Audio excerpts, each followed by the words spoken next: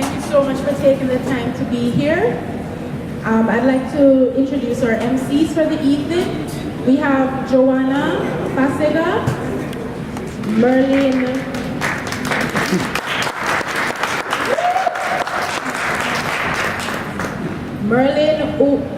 Uwalaka, and Rachel Okodua. And I'm sorry if I butchered any of your names. All right, so I'll hand over to them.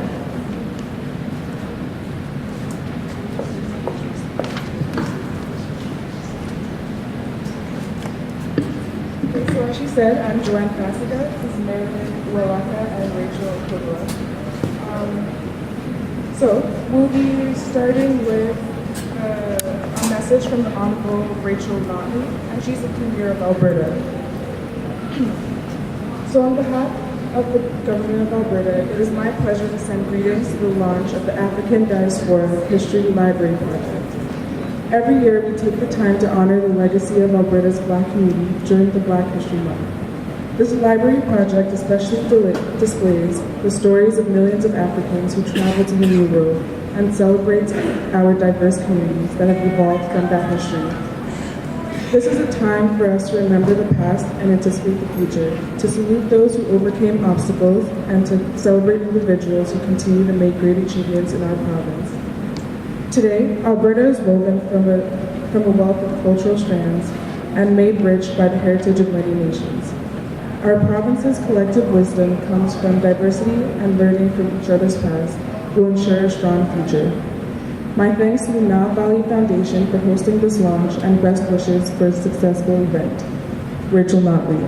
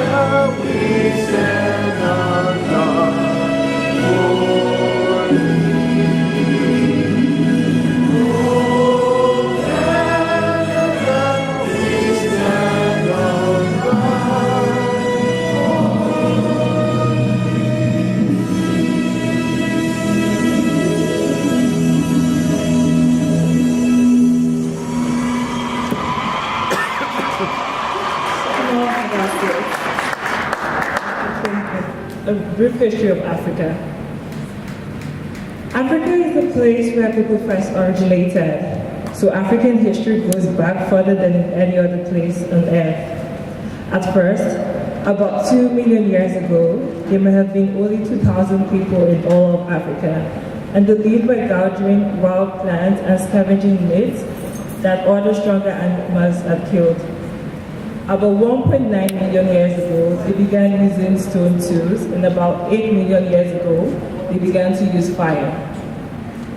Cooking their food on fire to make it easier to digest may have been what gave the earlier people the extra energy to grow bigger and have bigger brains and become modern people. All this started probably in the east of Africa.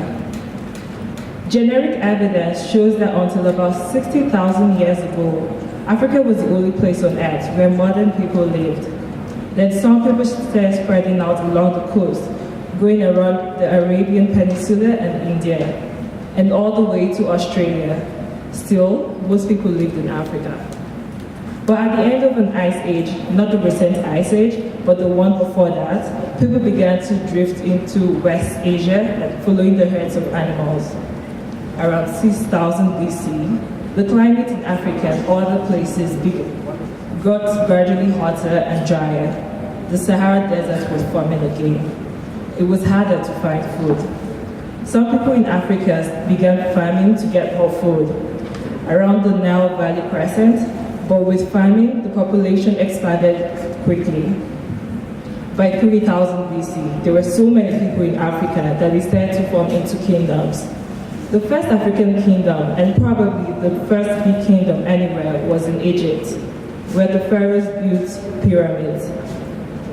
South of Egypt, along the upper Nile River, the kingdom of Kush, modern Sudan, developed.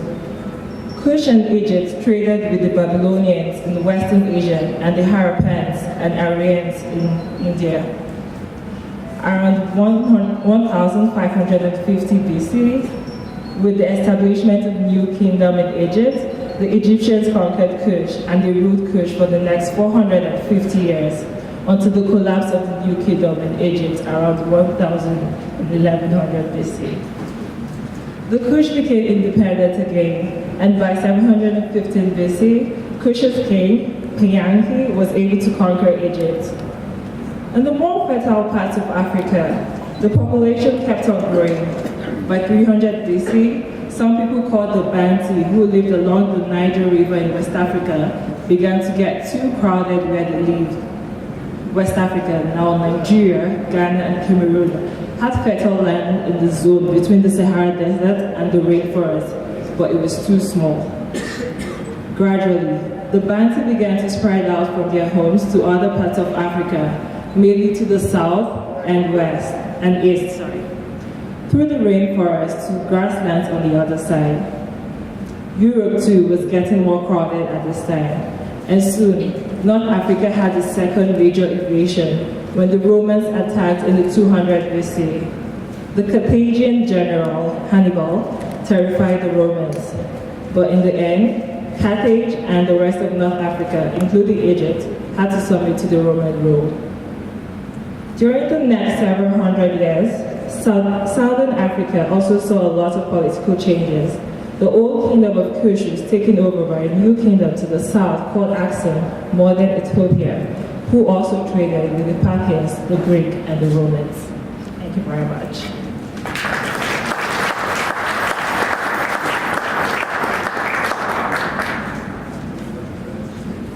Thank you so much, Rachel, for giving us that beautiful history of Africa. So right now, our next speaker isn't present, so we're going to listen to some great music from DJ Chi as we pass the time and wait. Thank you.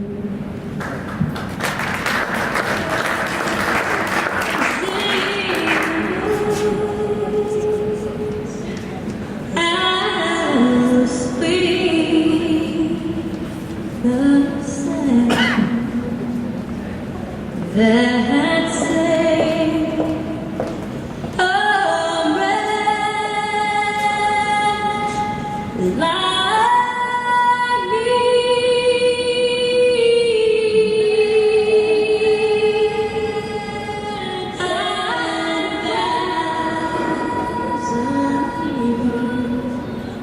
bright shining yet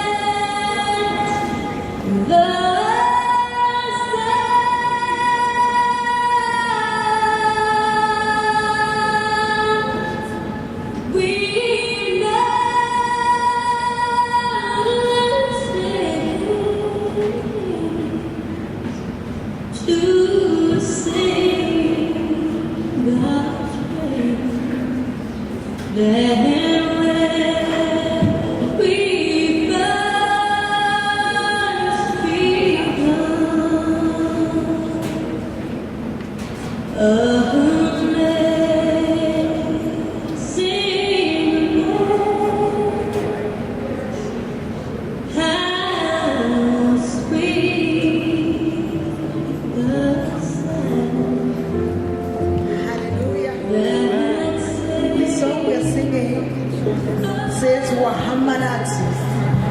Hallelujah. Hope you enjoy the song.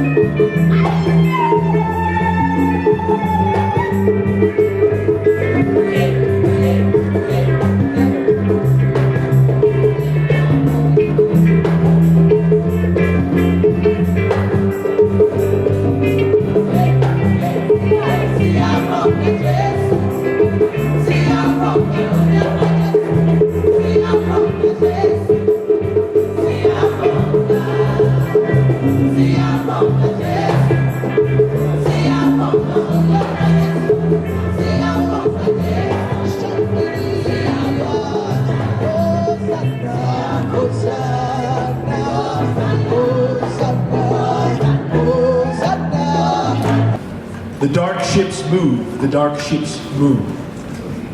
Their bright, ironical names like jests of kindness on a murderer's mouth. Plow through thrashing glister towards Fata Morgana's lucent melting shore. Weave towards new world literals that are mirage and myth and actual shore. A voyage through death, a voyage whose chartings are unloved. Those are the words of the African-American poet Robert Hayden from his poem, Middle Passage. I'm honored to have been invited here tonight by the Nile Valley Foundation Center as part of Black History Month to honor those and remember those who suffered and died in the events that Mr. Hayden described so vividly. At this time of year, there are many black men and women whom we can remember. We remember them with pride for their contributions to their communities and the world at large. But it is also fitting that we remember the means by which so many came to live here. The legacy which inspired and indeed necessitated much of their work to build a better world, acknowledging that that work sprang from a deep injustice. The transatlantic passage was a brutal and cruel initiation in which millions of men and women were taken from lives of freedom and autonomy into lives of abject slavery. And their descendants live among us here today, survivors of a trauma that in some ways can never be redressed. It's an indelible part of Black history. And on behalf of Premier Rachel Notley and the government of Alberta, I join you here tonight to remember them and also to celebrate in celebrating the launch of the Africa Diaspora History Library. As I noted, the history of our Black communities is rich with the stories of men and women who accomplished great things, endured much hardship, and fought hard against injustice. This library will help ensure that the lessons of their lives, their thoughts, and their wisdom are collected and available for all communities within our city. So again, it's wonderful to have the opportunity to join you here tonight, to hear such amazing and wonderful music, to celebrate the many good things that have come through the presence of our Black communities here in Canada, despite the legacy of how we came to be here. Thank you again to the Nile Valley Foundation Center, both for putting together this library and for organizing all of the events and everything that's to come tonight. Together we remember, and together we will continue working to build a better life for our communities and for all Albertans. Thank you.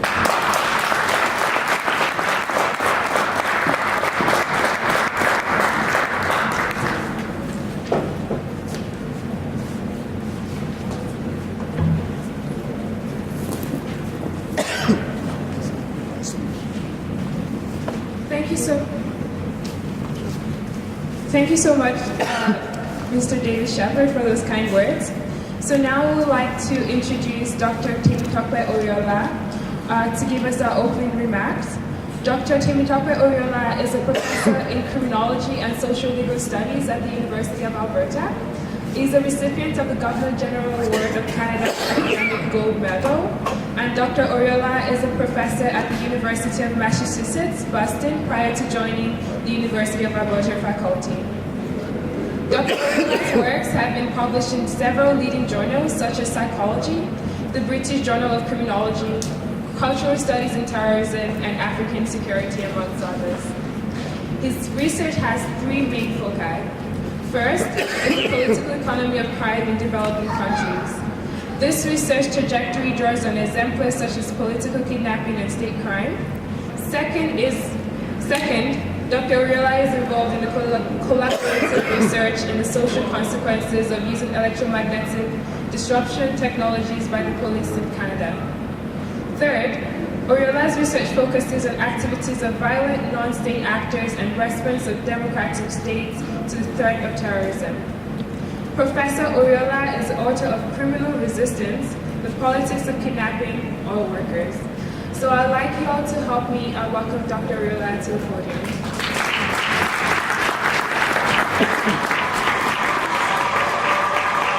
Thank you very much, everyone. It's a great pleasure to be here tonight.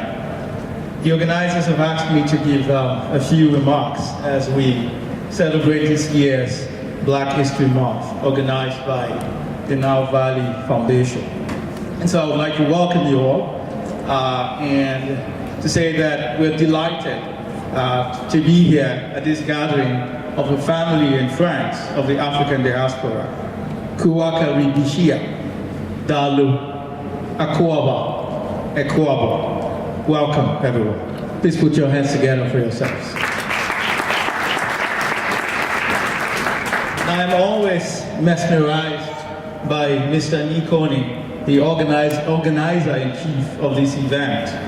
He's a social activist par excellence, an indefatigable role model, an icon of community engagement, and as we say in the Hausa language, Zaki, in Igbo, Adam, or in Yoruba, Kineo, meaning lion. Please join me to applaud the efforts of Niscom and all the volunteers and sponsors of this year's event. Let's put our hands together for them. They make this possible every year, and I've done so in the last 6 years. Now, at this time of the year, we remember the enormous sacrifice of those who now live on that preternatural enclave beyond human mortality. Those extraterrestrial and celestial beings who have gone before us. Those who walked that we might run. Those who ran that we might fly. We remember the horrors of slavery, just alluded to it a while ago, particularly its transatlantic trajectories and its concomitant displacement, dispersal, disjuncture, deterritorialization, and the words of Jamaican-born Harvard scholar Orlando Peterson, the social death it's engendered across time and space. The ideational architectural expression of generational oppression, the insignia of world historical domination. We remember the African diaspora from Canada to Jamaica, the United States to Barbados, Cuba to Brazil, Saudi Arabia to Germany, and the United Kingdom to Argentina. The list is long, and the memories are often excruciating to recall. But memory and the act and art of remembering do not occur in a social vacuum. We remember, cognizant of the consequences of that historical moment for global inequality and relations of the African diaspora with others in their new homelands. The intrinsic link and intertwined relationship between slavery on one hand and industrial revolution and modern capitalism on the other hand is fairly incontrovertible, as the likes of former Prime Minister of Trinidad and Tobago, Eric Justice Williams, and more recent works by the likes of Robin Blackburn, Stephen Beckett, and Seth Rockman, and amongst others, continue to remind us. My friends, memory is transcendental.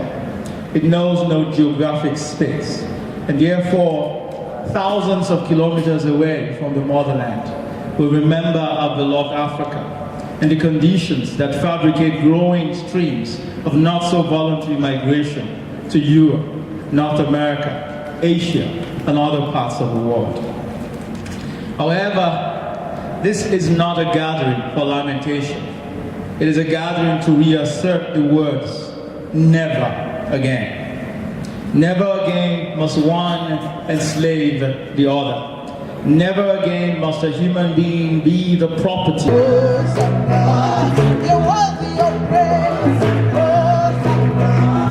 And instead sat on the floor that was not made available to black people in those days, the Canadian version of Rosa Parks. Remember Alberta's cowboy John Ware and James Mink, a successful businessman who acted as his Irish wife's slave in order to rescue their daughter who had been sold into slavery by her husband.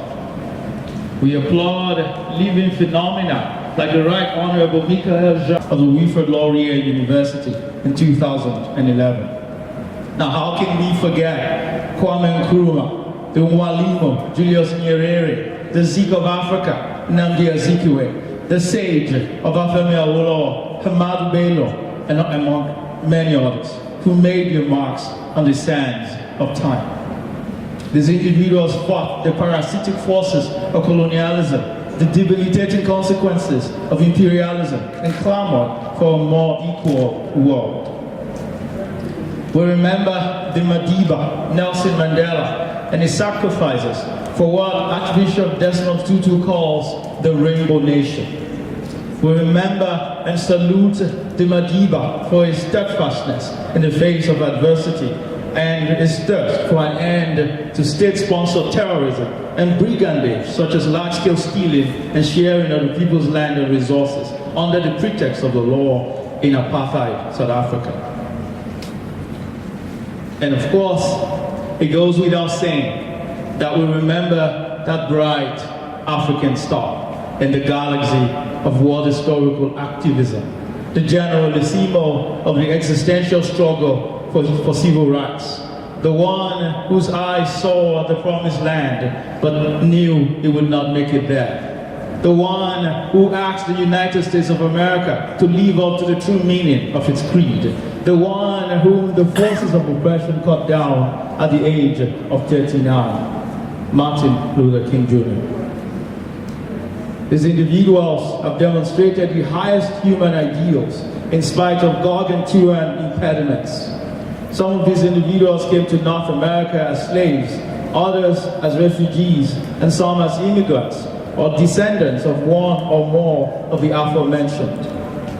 What they have in common, in spite of the variation in time and space, is that they embodied courage, uncommon determination, unwavering belief in their God-given abilities, and an unflinching desire for a better life. Simply put, they sought a better society. Some of these individuals were seeds dispersed on the sands of time. Others knowingly planted themselves on the sands of time. This year, the organizers have once again chosen a theme that reflects a specific focus on the future rather than the past. This year's theme is a rhetorical question. Where do we go from here? And I ask you all to think about that question. And as I conclude these remarks, permit me to leave you with the words of Martin Luther King Jr. He states in his autobiography, one of his lesser known quotes globally, when you are aware that you are a symbol, it causes you to search your soul constantly, to go through this job of self-analysis, to see if you live up to the high and noble principles that people surround you with, and to try at all times to keep the gulf between the public self and the private self at a minimum. Martin Luther King Jr. goes further to say, one of the prayers that I pray to God every day was, oh God, help me. Help me to see myself in my true perspective. Help me to see that something is getting ready to happen in history. Unquote. May we be part of a movement to change humanity's history for good. May justice reign upon our land.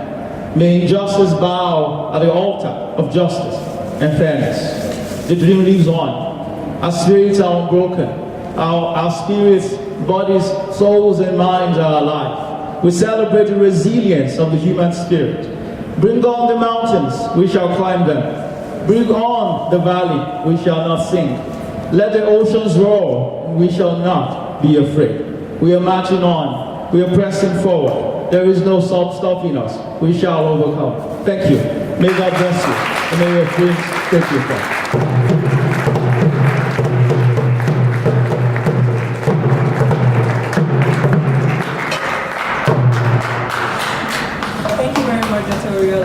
That was very insightful. Next, I'll be introducing a poet.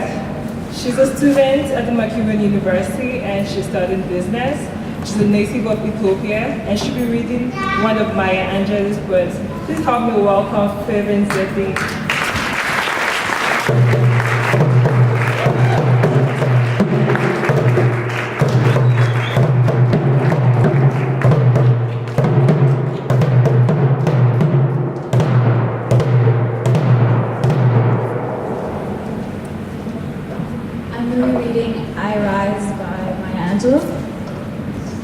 You might write me down in history with your bitter, twisted lies. You may prod me in the very dirt, but still, like dust, I'll arise. Does my sassiness upset you? Why are you beset with gloom? 'Cause I walk like I've got oil wells pumping in my living room. just like moons and like suns with the certainty of tides, just like hope springing high, still I'll rise. Did you want to see me broken? Bowed head and lowered eyes, shoulders falling down like teardrops, weakened by my soulful cries? Does my haughtiness offend you? Don't you take it awful hard. Don't you take it awful hard. Cause I laugh like I've got gold mines digging in my own backyard. You may shoot me with your words, you may cut me with your eyes, you may kill me with your hatefulness, but still, like air, I'll rise. Does my sexiness upset you? Does it come as a surprise that I dance like I've got diamonds at the meeting of my thighs? Out of the huts of history's shame, I rise. Up from the past that's rooted in pain, I rise. I'm a black ocean leaping and wide, welling and swelling, I bear in the tide. Leaving behind nights of terror and fear, I rise. Into a daybreak that's wondrously clear, I rise. Bringing the gift that my ancestors gave, I am the dream and the hope of the slave. I rise, I rise, I rise.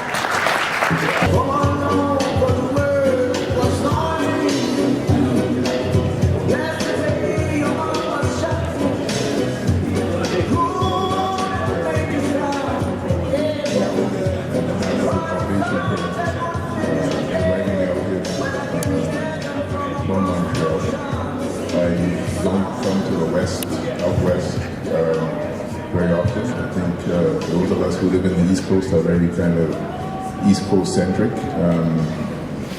So I have visited Edmonton on a couple of occasions, at least once, maybe twice. But it's really a pleasure to be here as your guest, as a guest in your city. So Lee asked me to kind of think about and reflect upon the question of where do we go from here?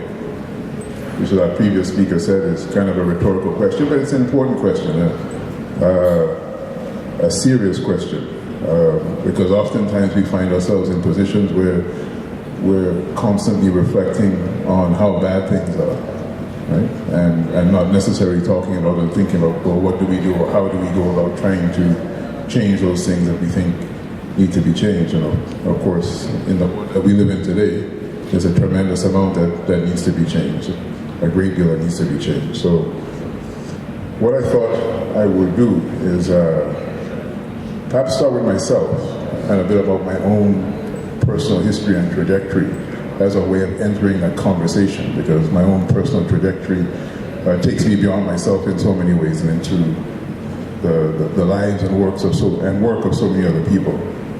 So yes, I'm a professor / educator. I worked in radio and print journalism also for many years. In fact, since I was a child myself, about 15 years of age, I worked as a youth worker. In fact, most of my life I worked as a youth worker and a community organizer. And some years ago, I decided that I wanted to teach. I taught on occasion here and there, but it's something that I wanted to do because for me, teaching is really a privilege. And every time I walk in the classroom, I have a captive audience, right? We can engage in conversations and debate, facilitate conversation, which is a two-way process in which I also learn a great deal, both about life and also about teaching. I live in Montreal. I've been living in Montreal the past 25 years. Before that, I lived in Toronto, and before that, I lived in Montreal for a few years. I went to elementary school in Montreal for a few years. And before that, I lived in London, England, for the first 10 years of my life. My parents both my parents are Jamaican. In fact, one part of my family is from a part of Jamaica called St. Elizabeth, which is a parish which adjoins a Maroon village. Right? The Maroons being rebellious runaway slaves who set up independent settlements across the Americas. And the Maroon settlement, which adjoins the parish where one part of my family is called Accompong, which, for those of you of Ghanaian descent would know is a kind of derivation of the word Achempong, a very popular name. Right? And the first two Maroon leaders in Achampong were Akujo and his brother Kofi. And then the third Maroon leader, the third Maroon colonel of that particular Maroon settlement happened to have the last name Austin. And there was something about, and it's true for other parts of the world too, but because I had this connection to Montreal, right, I realized there was something about Montreal in the 1960s that was kind of bringing me back to that city.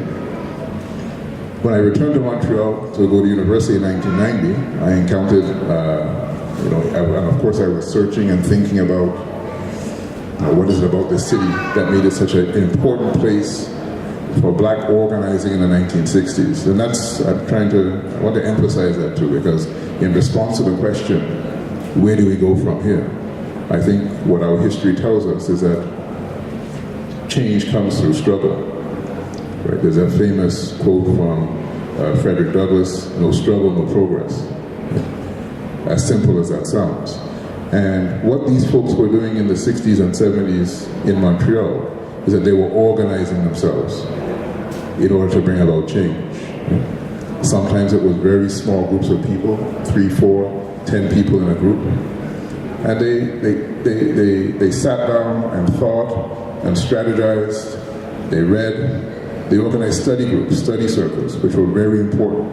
Right? So they weren't just acting and moving from one event to the next or one kind of action to the next, but they were informing what they were doing. Again, going back to books, they were constantly reading, drawing on history and fiction and writing and poetry and theory, right? Philosophy, whatever they could grab and take hold of that would inform their understanding of the kind of change that they were trying to bring about, both in the city of Montreal during that period, and for many of them who were thinking about returning to the Caribbean in the 1960s and 70s. Right? So books were essential to the work that they were doing. One person who was part of that group was a man named Alfie Roberts, who was originally from the island of St. Vincent and the Grenadines. He was a former cricket player, the first person of the Eastern Caribbean to play for the West Indies in 1956. For those of you who are from the Caribbean or follow cricket, you know what kind of honor that is. It's almost like playing for Brazil in the World Cup, right?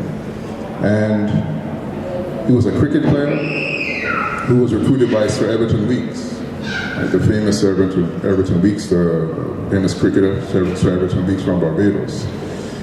And yet, he decided to hang up his bat, right? Because he was more concerned about politics than cricket. And also wanted the time and space to explore ideas and to read and to think and explore this question of how is it we organize to bring about change in society. He moved to Montreal to go to university in the early 1960s, around 1962. And along with a few other women and men, including who is now Senator Ann Coules, who was living in Montreal at the time. They formed a group called the Caribbean Conference Committee, which later evolved into another group called the Caribbean International Service Bureau.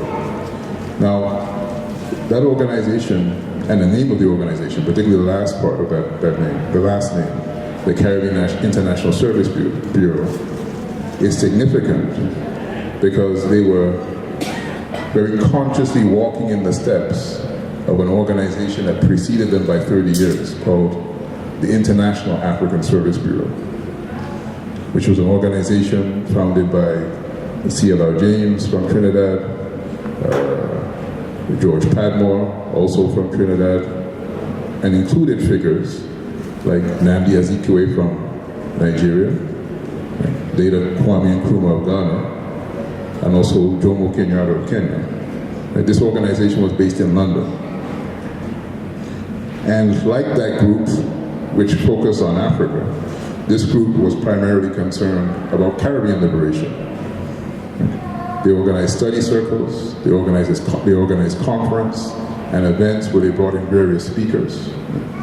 And they were trying to lay down a foundation, if not a program, for the liberation of the Caribbean. At the time when the organization started, there were basically two countries in the Caribbean that were independent. It was Trinidad and Jamaica. By 1966, you could add Barbados and Guyana.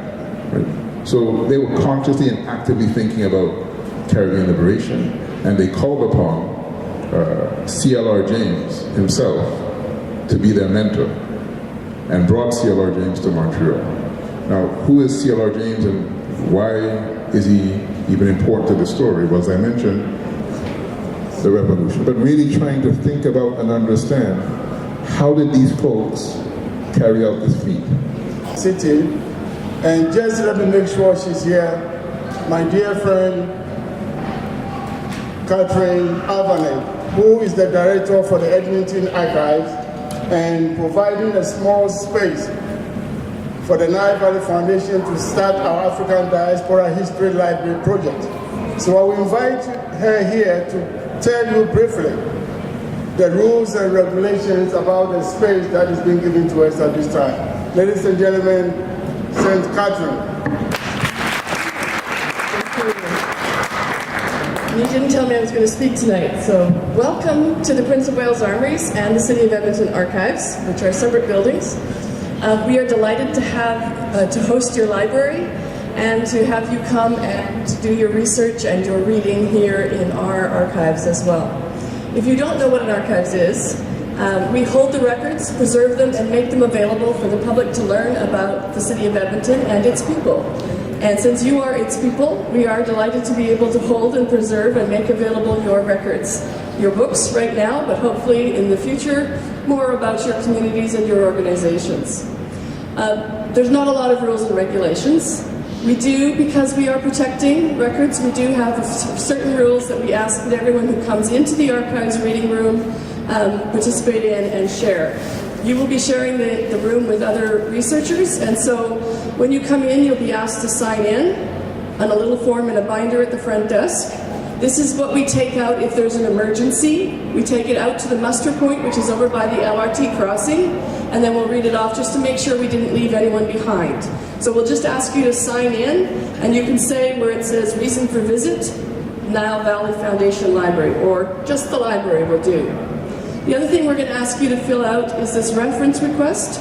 This will just ensure that you don't get disturbed while you're doing your reading, because there is a reference archivist who tries to go around and make sure that everyone is happy with the research materials that they have. So if you write your name on here and just say where it says subject of research, Nile Valley Foundation Library, our reference archivist will know that you are here to read, and she won't bother you. And this will allow us also to count you so that we can tell me every month how many people have come into the library. So those two things, you'll sign in, then you'll hang up your coat. We have lockers and hangers in a little closet if you want to hang up your stuff and put your bags away, so that when you go into the library, you don't have anything that will damage or any place to put records that might get mixed up with your books. So once you go in there, you're free to read, you're free to talk to each other in quiet voices like you would in any other library or research room. If you have to take a phone call, we ask that you step outside onto the terrace and take the phone call out there so you don't disturb other people. Generally, we expect you to behave like you would in the library, but we want you to be comfortable so you can have conversations. And certainly, if you have questions, do ask us and we'll try and help. If you want to learn anything more about the City of Edmonton as well, we'll help you with that, and you can become an archival researcher as well. I do want you to feel welcome, so please do come in and enjoy your library while you're here. Thank you.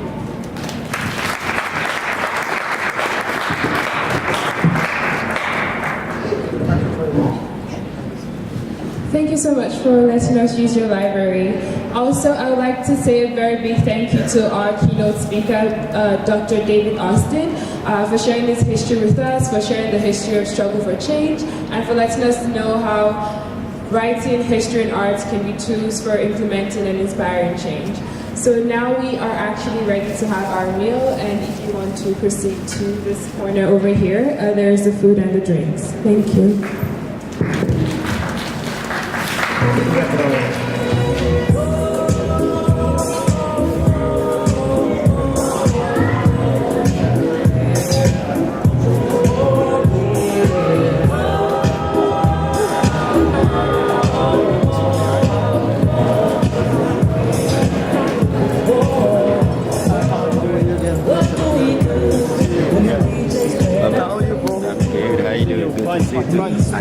Yeah. Thank you. I'll give you my email address so you can email me the pictures. All right. How are you, bro?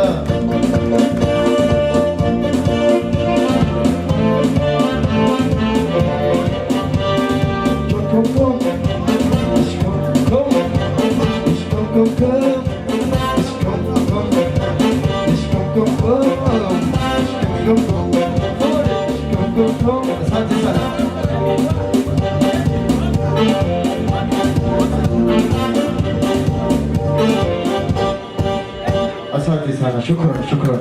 Asante. Thank you very much. We are Zima Bar located here, Edmonton.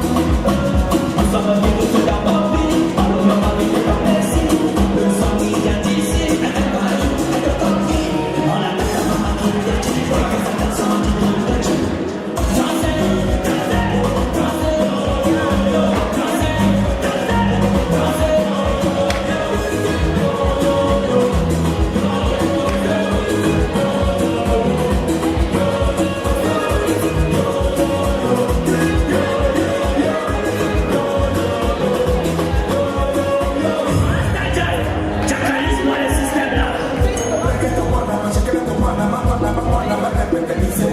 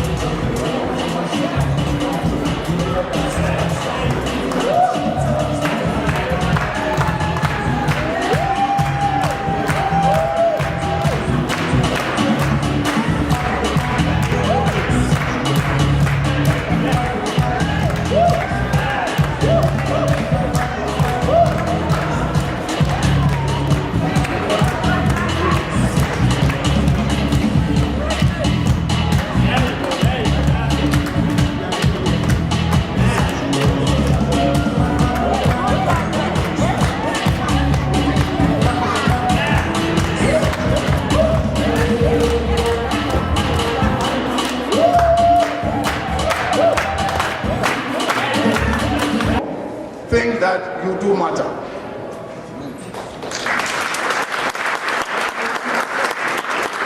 I will call someone here to come, my dear friend, my brother from Sudan, Adam. Adam is the treasurer for the Nile Valley Foundation. And I will also call my dear sister, Sister Lydia Dubaza.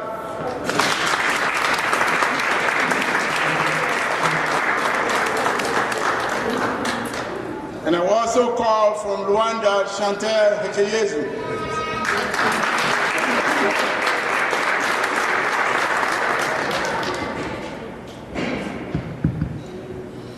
While I'm doing that, let me invite my dear brother who came all the way from Montreal to be part of this historic moment, David Austin.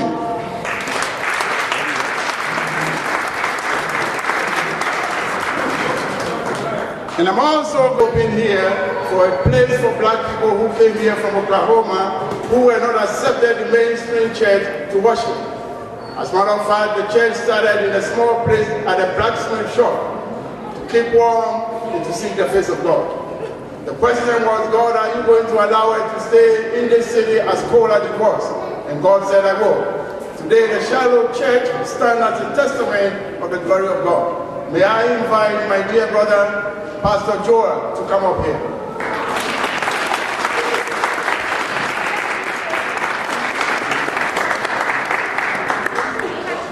Five years ago, we began a journey at the Faculty St. Jean at the University of Alberta, and we said our vision is to have a little place where our people will come and read something that is relevant.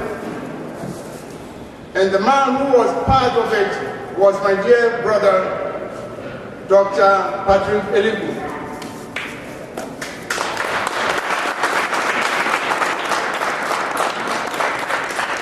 At the same time, there was an elder.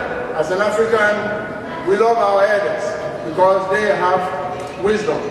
In fact, we say when a library burns, when an elder dies, a library is burned down. So let me call a library in the person of Sister Dorothy Drummond from the Caribbean.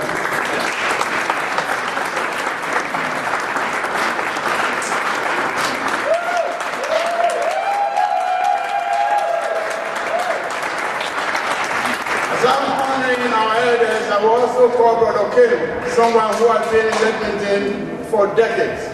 It's an honor to have him here. He's an Igbo person from Nigeria, my dear friend, Elder Okelu.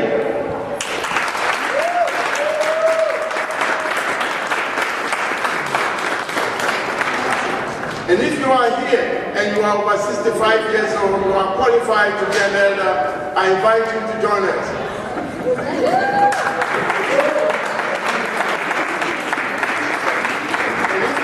Here is my woman, and you are pregnant, you are a mother, and therefore you are African. You can also join us.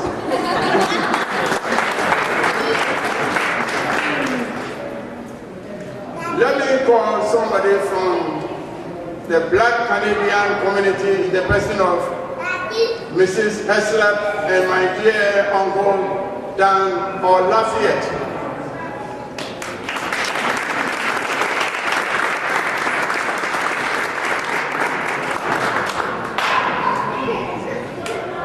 The Lafayette family, someone is here, please join us to represent the Black Canadian community.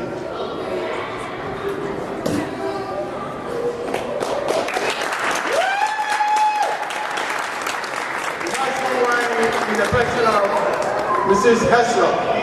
Am I right? Yes. Am I right? So she's also a member of the Shiloh Baptist Church. And I couldn't end this conversation without inviting from Nigeria once again, my dear brother, Professor Orela Temitope.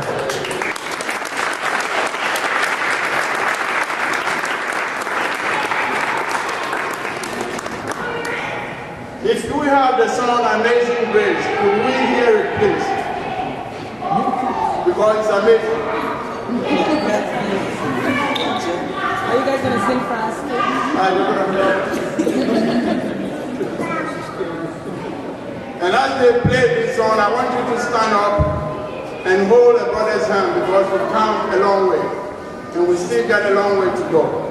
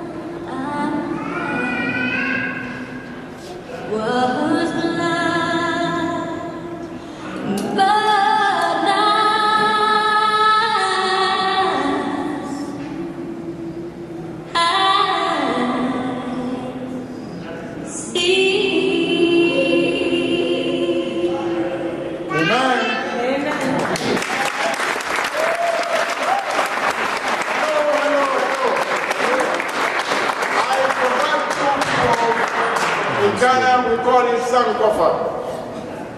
There's one male and female who are very close to the organization. They put in time, they put in money, ideas. My dear sister Susan Murphy, please come up here.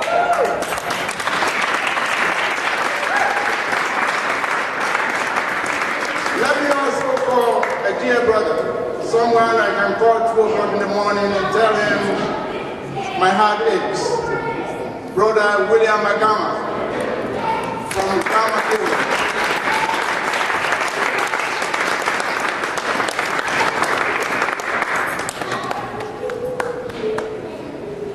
If you want to know who comes to the office and say, up. The dear daughter, let me call Adama. Come up here.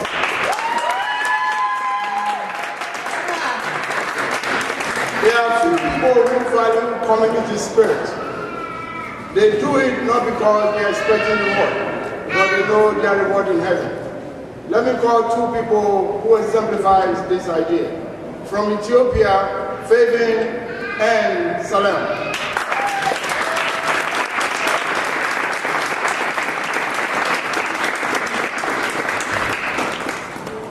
There are two people who also deserve our attention.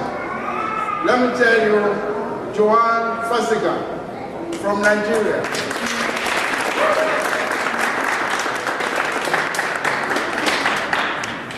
And also Melin Walaka, if I pronounce it correctly.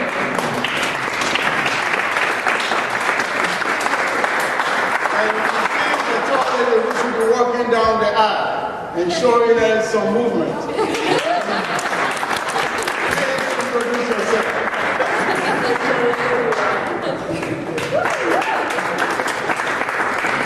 These are the people who make sure I stay on track. They check on me. When I'm down, they give me encouragement. And it's my prayer that they will grow up and take their place in the community. We can 1, 2, 3, 4. My dear brother, all the way from Montreal, he came here to be part of this history. And I cannot let him go without being part of it. Please come up here, David. So how many do we have? 5? So where's mine? You want 6? It's okay. Yeah, 7 is a good number. Okay, make it 7. And then you hear.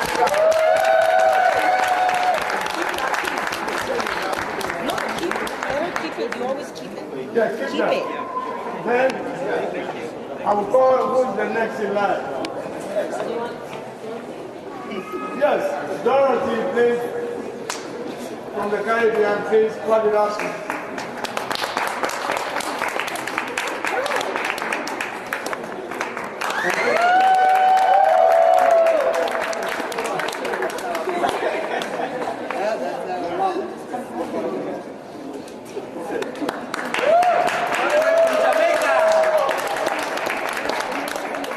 Then from Africa, I will call Patrick Eribu to call the next one.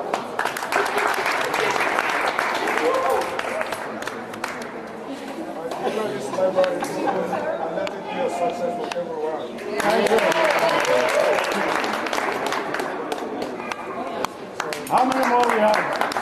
4. I'm going to call Timmy Tope, Kilode.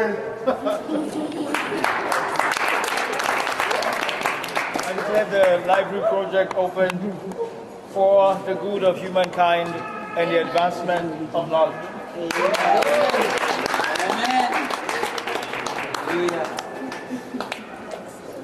Now, who do I have? I'm going to call my dear brother who came here to be part of this history.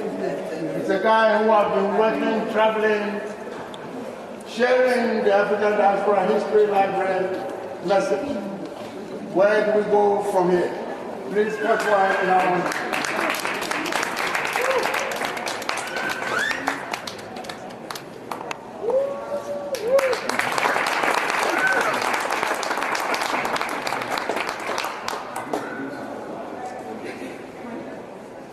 who else do we have? We got one more, but we got 2 things. No. Myself and one more person. I'm going to be the last person. Where is my granddaughter? Where is she? Deladem, come here. Deladem. Come here, baby.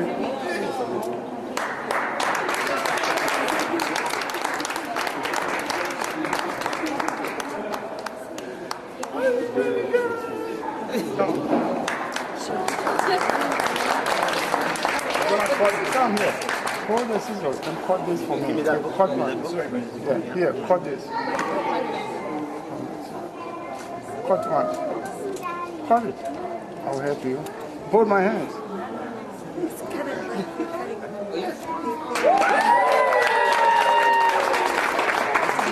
Keep it forever, okay?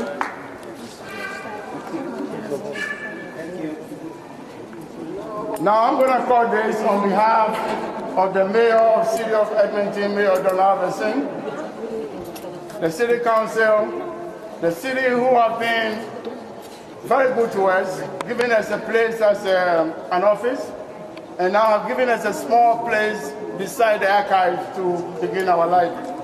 I am quite honored that they recognize that there's a need for our community to have a place where they can come and read.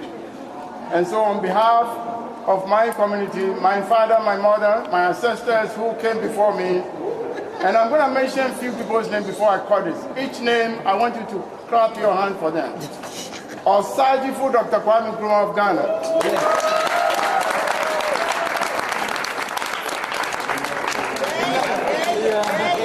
Nnamdi Azikiwe of Nigeria. Jomo Kenyatta of Congo.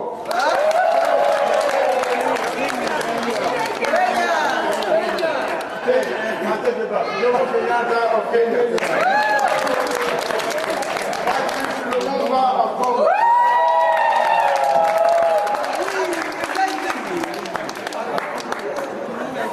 Of course, we couldn't stop this, even if we tried. Dr. Martin Luther King.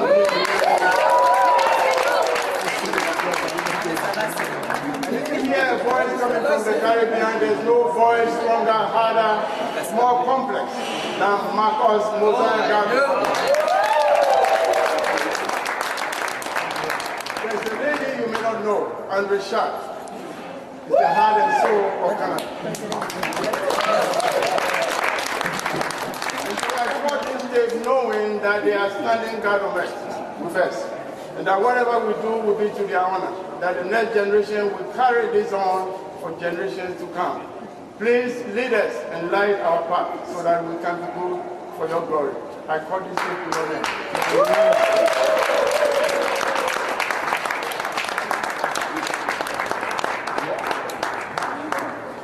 Now we're going to open this. Each one person who has come here and hold this piece of cloth. Of course, it's Ghana Christian cloth, no doubt. And we will open this book. Each one of you come here and pick up a book. Okay.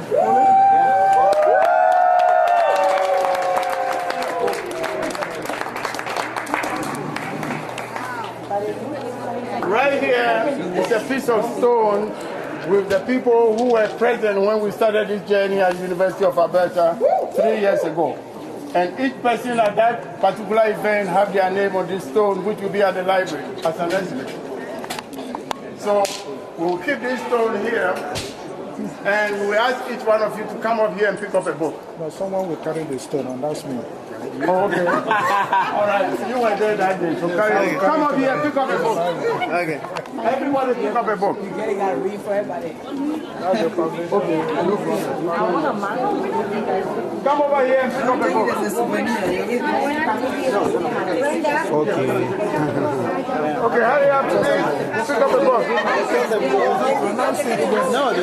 You are not taking the book home, please.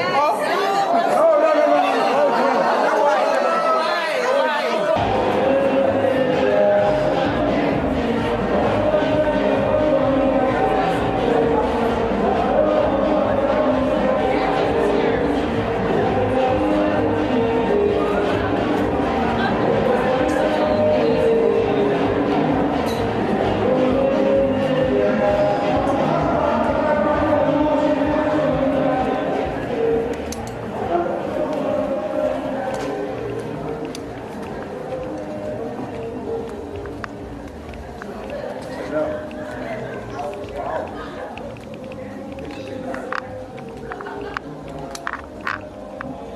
Put the first book here. Put the second book here. This is fabulous. And the fourth book. It's a history. Put the books on. Yes. Oh,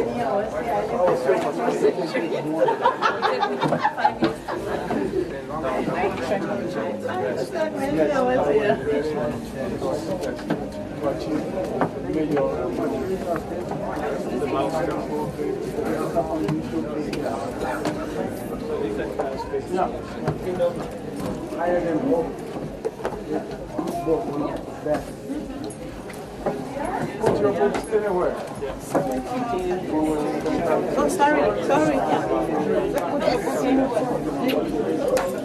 Okay, you have space here as well. You can put it here as well. Put it on the shelf.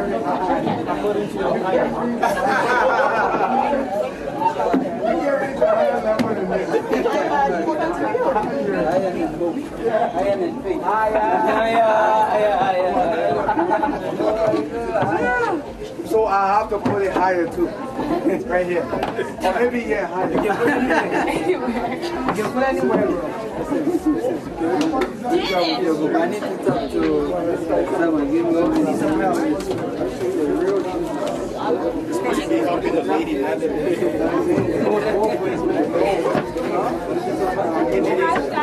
You Canadians are so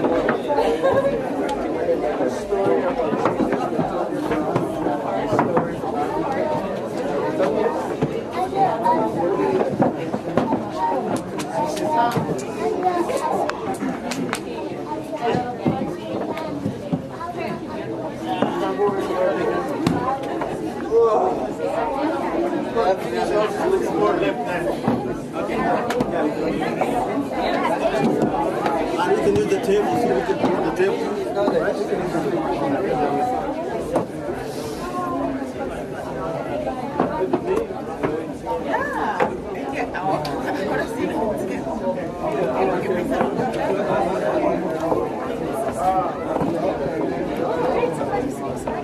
That's all I can say. Yeah, my princess.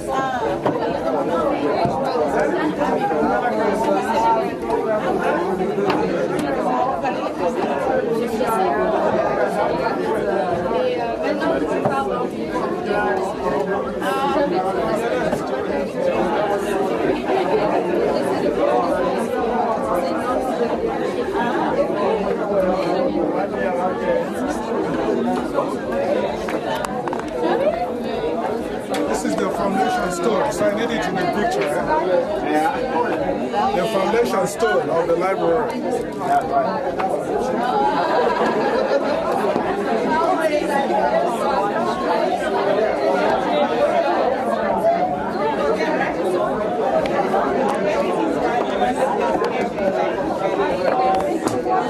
And myself with it as well. Do we arrange them or just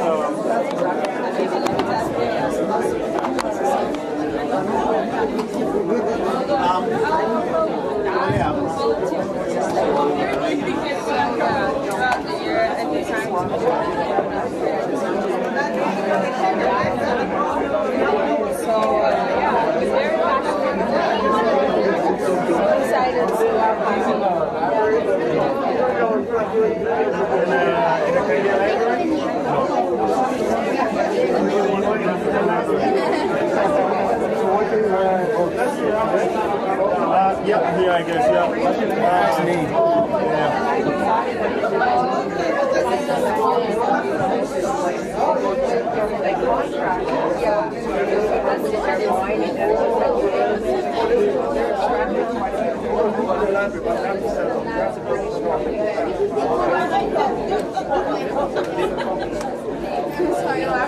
Legacy.